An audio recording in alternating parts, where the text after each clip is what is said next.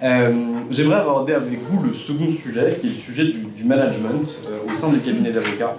On sait que les avocats au sein des facultés de droit sont formés au droit, un peu à l'anglais, mais pas beaucoup au management, pas beaucoup à la communication, pas beaucoup à ce genre de choses. Et donc on a pu observer, ou en tout cas on peut entendre dire que dans certains cabinets d'avocats, on a eu des problématiques de management qui doivent être aujourd'hui réglées. La question du management, c'est une bonne question parce que ça nous permet de faire un peu de droit comparé. On est quand même doté d'une école qui se prend pour une grande école, alors que c'est un centre d'apprentissage, ce qui est déjà très noble, mais qui dispense des cours de droit qui sont moins bien dispensés qu'à l'université, mais qui concernent un angle mort, c'est celui du management. Apprendre comment on parle à un client, apprendre comment on facture le client, comment on le lui explique, apprendre comment on vient dans un cabinet, comment on change de cabinet, comment on discute de sa future association au sein du cabinet. Tout ça, ce sont des choses qui ne sont pas abordées, alors qu'elles sont beaucoup plus essentielles qu'un Xème module sur les contrats spéciaux. C'est ça, la formation au management. C'est savoir comment on se comporte entre nous, quels sont les besoins, qu'est-ce que c'est un cabinet d'avocats. Qui d'entre nous, dans sa première collaboration, savait ce que c'était qu'un cabinet d'avocats? Et donc, une fois qu'on sait ce que c'est qu'un cabinet d'avocats, qu'on en a démystifié les enjeux, la répartition des rôles, on apaise déjà beaucoup de tensions, parce que la démystification, c'est une des premières missions qu'on a quand on arrive et qu'on est en charge de la formation de ses pairs et de ses futurs pairs. Et puis, c'est la formation continue. Le CNB a rendu un très bon rapport il y a un mois sur les questions de harcèlement et de discrimination. Mais il y a des choses qui manquaient dedans. Vous voyez, j'ai été stupéfait de lire qu'il fallait mettre à la disposition des plus jeunes une formation de prévention du harcèlement. Mais pourquoi à la disposition des plus jeunes? Pourquoi pas à la disposition de tous? Pourquoi pas à la disposition de tous? Pourquoi tout le monde n'apprendrait pas les mécanismes, notamment dans un cabinet, quand il y a un associé qui a un comportement inadéquat, pour rester pudique? Pourquoi on n'apprendrait pas à tout le monde comment prévenir avant que ça dégénère et que ça se corrompe en harcèlement, cette relation de travail? Car même si c'est une collaboration libérale, c'est une relation de travail. Et qu'est-ce qui est choquant si on se met tous les 6 dans la peau de ceux qui seront en fonction? Qu'est-ce qui est choquant dans cette atteinte? C'est que c'est une atteinte à la confraternité, c'est-à-dire à l'essence même de la relation et de ce dont l'une ou l'un d'entre nous aura la charge. La question du harcèlement et de la discrimination dans les cabinets revient de manière systématique, quotidienne et même plusieurs fois par jour. Donc elle traduit à l'évidence une vraie préoccupation de notre profession. Simplement pour vous indiquer qu'en ce qui me concerne, j'ai été au Conseil de l'Ordre encore récemment, puisque j'ai notamment été en charge de la Comadis, la commission harcèlement discrimination.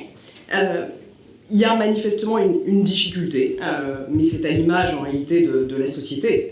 Et cette difficulté, elle transparaît également dans notre profession qui, a fortiori, est extrêmement exigeante et qui conduit malheureusement, dans un certain nombre de cas, à des dérives et à des comportements qui aboutissent à du harcèlement, à de la discrimination, à de la maltraitance entre nous, avocats. La Comadis, c'est ce qu'elle est, elle a le mérite d'exister, mais il y a malheureusement un constat qui est celui qu'elle est assez peu connue en réalité par les consoeurs et les confrères. Et lorsqu'elle est connue, parce qu'elle est malgré tout saisie et qu'elle rend des avis extrêmement régulièrement, il y a souvent une situation constatée, c'est qu'une grande partie des confrères et des consoeurs nous disent « mais j'en ai connaissance et pour autant je n'ose pas saisir les instances ordinales ». Et la question essentielle, en tout cas l'une des questions essentielles, c'est pourquoi lorsqu'on est confronté à ces situations, on ne se tourne pas vers celui qui devrait être précisément le correspondant naturel. Et il y a une forme de réticence, de crainte, certainement de sentiment d'entre-soi. C'est la raison pour laquelle, avec Pierre Hoffman, dans le cadre des propositions que nous faisons, de manière très concrète, nous proposons notamment d'externaliser le signalement. Non pas le traitement de la problématique du dossier, parce que nous sommes très attachés à l'autorégulation, à l'indépendance de notre profession, mais nous estimons que externaliser le signalement, consiste à fournir aux confrères et aux consoeurs un instrument supplémentaire, un sas, la possibilité de se dire « ça ne va pas dans mon cabinet ». Je ne suis pas sûr à l'instant T de vouloir saisir l'ordre, mais pour autant, j'ai besoin d'un interlocuteur et, le cas échéant, j'aimerais que mon anonymat soit préservé. Donc c'est ce que nous proposons notamment. Et évidemment que la formation au management est essentielle et cruciale dès l'EFB, formation initiale, et puis tout au long de nos formations continues, c'est l'évidence. Nous proposons par ailleurs, donc en amont, évidemment, accroître cette formation au management. En cas de difficulté, ce signalement externe auprès d'un prestataire extérieur, en fait, c'est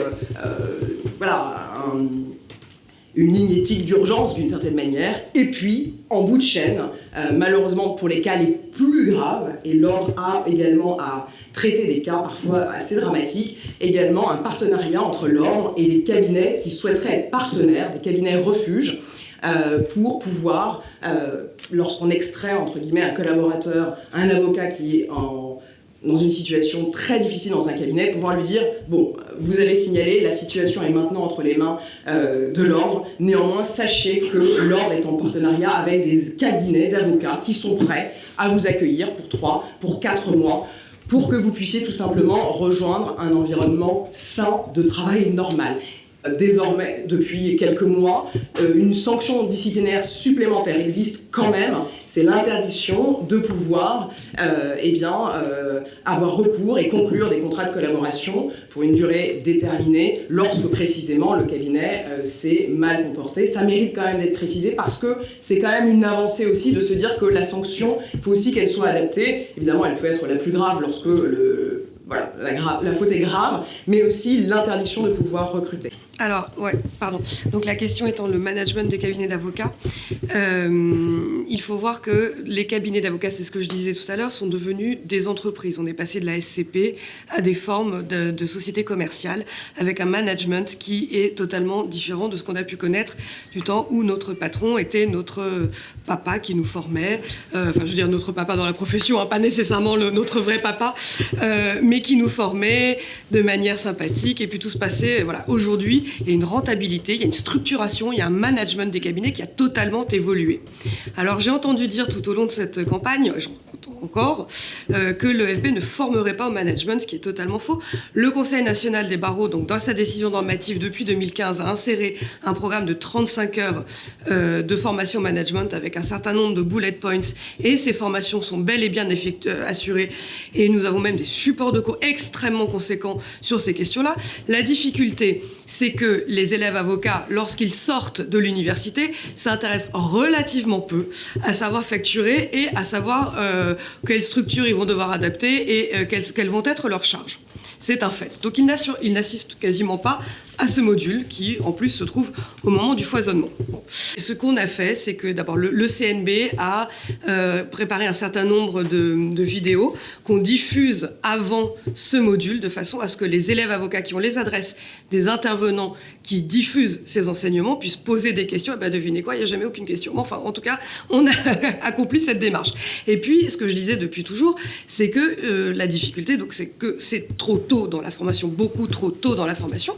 Donc, depuis cette année, le module de management de la vie professionnelle et de la vie des cabinets a été décorrélé des 6 mois de formation pour passer en fin de formation, ce qui n'était pas évident, parce que la loi prévoit 3 périodes de formation, 6 mois d'école, puis 6 mois de PPI, puis 6 mois de stage final.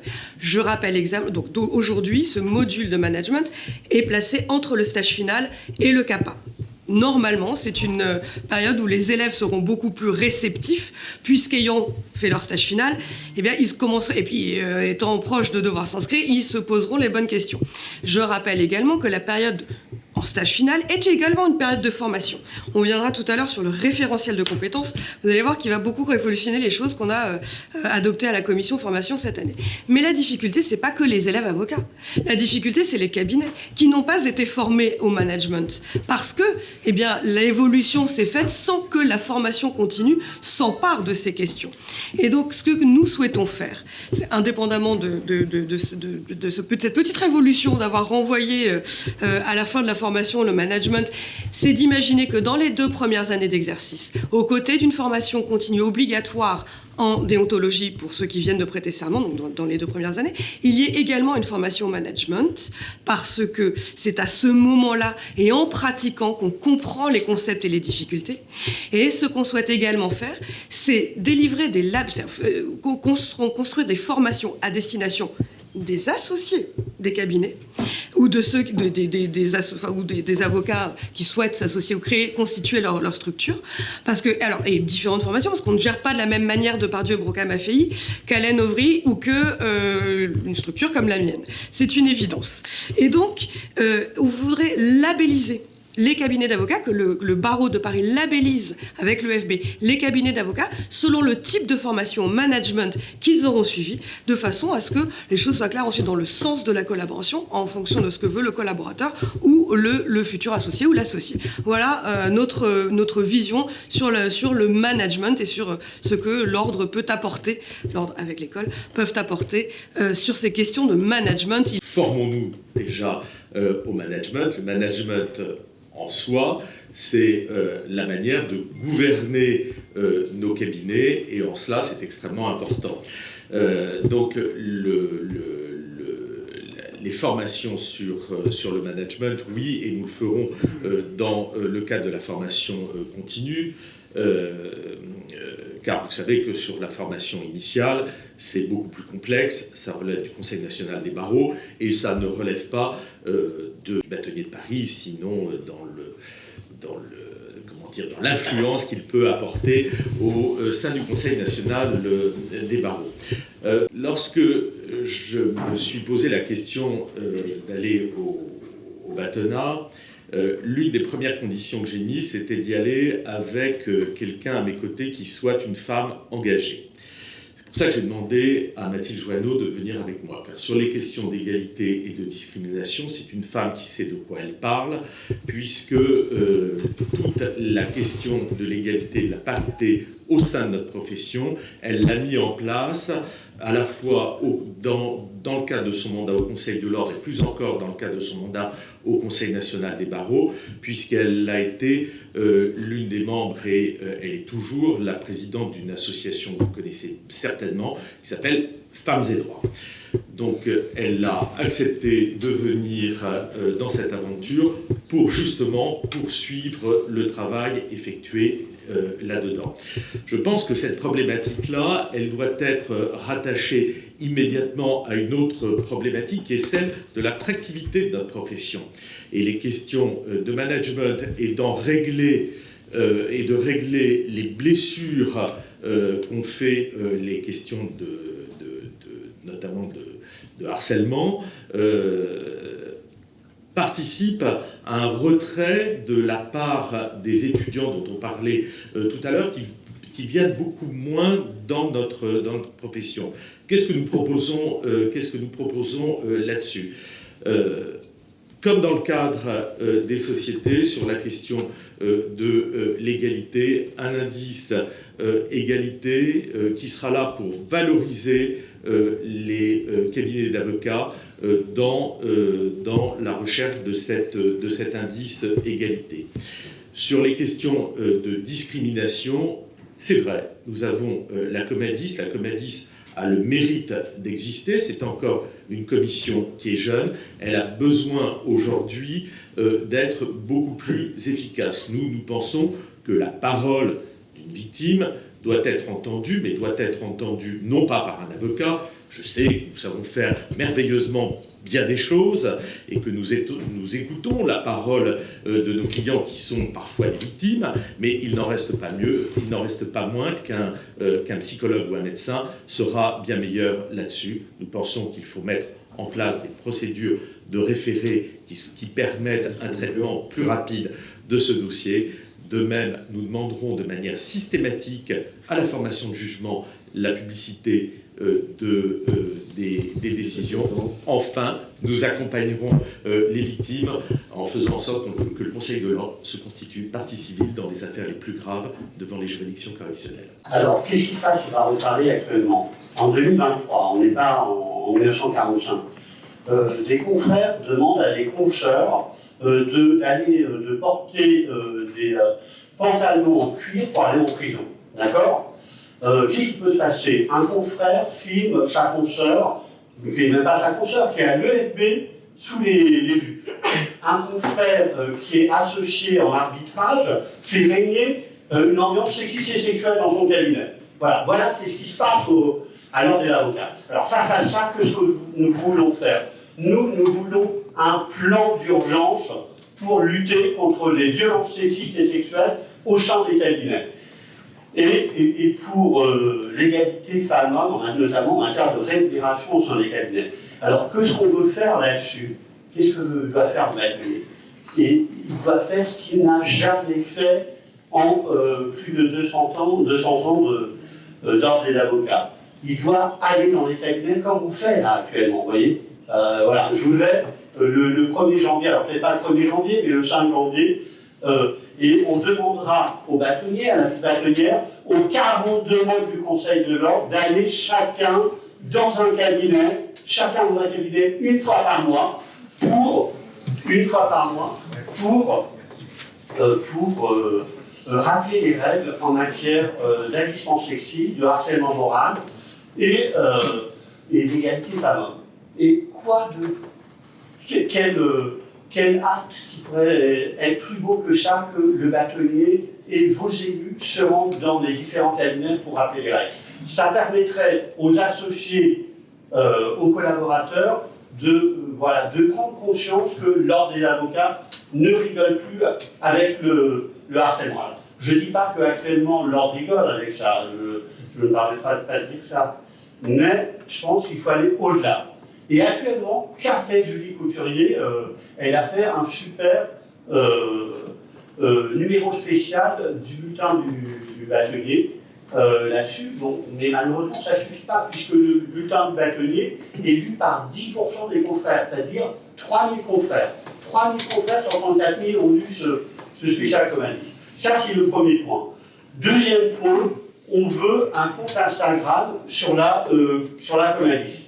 Pourquoi? Pour permettre aux consoeurs et confrères de saisir plus facilement la Comadis, qui est la commission harcèlement et discrimination, et surtout, il faut être là où sont les jeunes avocats. Voilà. Et dernier point, un référé Comadis, lorsqu'il y a une agression, voilà, le confrère, la consoeur, on doit pouvoir lui répondre dans les 24 heures au maximum. Et moi, si je suis élu, si j'ai la chance d'être élu, l'honneur d'être élu bâtonnier, pardon, je regarderai chacun des dossiers de moi-même de harcèlement. Alors d'abord, un petit propos liminaire, j'aurais envie de chanter Qui de nous deux? Parce que c'est assez extraordinaire, je m'aperçois que, je ne sais pas si c'est vous qui m'avez copié ou si c'est moi qui vous ai copié, mais les 3 thèmes d'aujourd'hui, ce sont nos thèmes de campagne: liberté, égalité, confraternité. La liberté, on vient d'en parler, la communication. L'égalité, on va en parler, la discrimination, la confraternité, la formation tout à l'heure. Nous voulons réformer la Comadis. La Comadis, c'est la commission harcèlement et discrimination. Nous voulons qu'elle soit extérieure à l'ordre, composée non plus essentiellement d'avocats, non pas majoritairement, mais d'experts et de psychologues. Et on veut que la parole soit totalement libérée et soit même, comme on l'autorise maintenant dans le droit du travail, anonymisée, pour permettre que des comportements tels qu'ils sont arrivés malheureusement, et je ne vais pas citer les comportements dans nos cabinets, ils ont été médiatisés, ne se reproduisent pas ou de moins en moins.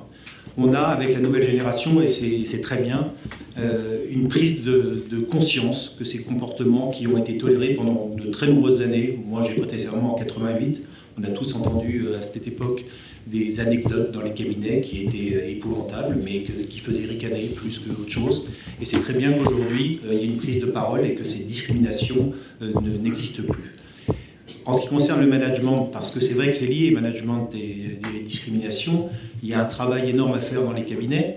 Nous trouvons que dans les inégalités, avec Valérie Rosano, qui s'excuse de ne pas être là, mais qui se présente avec moi, nous trouvons qu'il y a une inégalité flagrante dans le traitement qui est fait à nos consoeurs, les femmes, puisqu'elles sont 55% aujourd'hui dans la profession, 70% à l'école de formation du barreau, donc on a une profession qui se féminise de plus en plus, avec des femmes qui n'ont pas du tout le même traitement en ce qui concerne les honoraires. Donc il y a un travail à faire, un travail qui sera long, mais pour permettre qu'il y ait déjà une prise de conscience dans les cabinets. C'est souvent d'ailleurs quand on parle dans les gros cabinets, les cabinets d'affaires, ils nous disent que, parce qu'il y a beaucoup de gens qui surveillent ça, que ça se joue souvent au niveau du bonus, au niveau de la rémunération supplémentaire. Parce que la consoeur qui est partie pour un congé maternité, on lui dit écoutez, en ce qui concerne votre bonus ou votre rémunération supplémentaire, eh bien, vous n'êtes pas éligible par rapport à vos confrères qui, eux, sont restés en blanc. Donc, il faut que ces inégalités disparaissent et il faut qu'il y ait les mêmes traitements. On sait, l'Observatoire le suit d'année en année, qu'il n'y a pas le même traitement. Et puis, il faut qu'on travaille sur l'attractivité de notre profession. On sait aujourd'hui qu'il y a de moins en moins de collaborateurs. C'est difficile d'en trouver. Alors que je lisais ce matin, c'est un paradoxe, que la filière droit est celle qui est la plus demandée pour les jeunes étudiants. Donc, ceux qui veulent, les gens veulent du droit, mais ils ne veulent pas forcément de l'avocat, parce que notre profession est moins attractive. Le contrat de collaboration, il faut le revoir. La perte, puisque c'est un de nos programmes forts, la garantie de la perte de collaboration, c'est quelque chose de très important parce que les collaborateurs disent on n'a pas les avantages du salariat et on peut être renvoyé du jour au lendemain. Et donc toutes ces choses-là font qu'il faut travailler sur ces problématiques.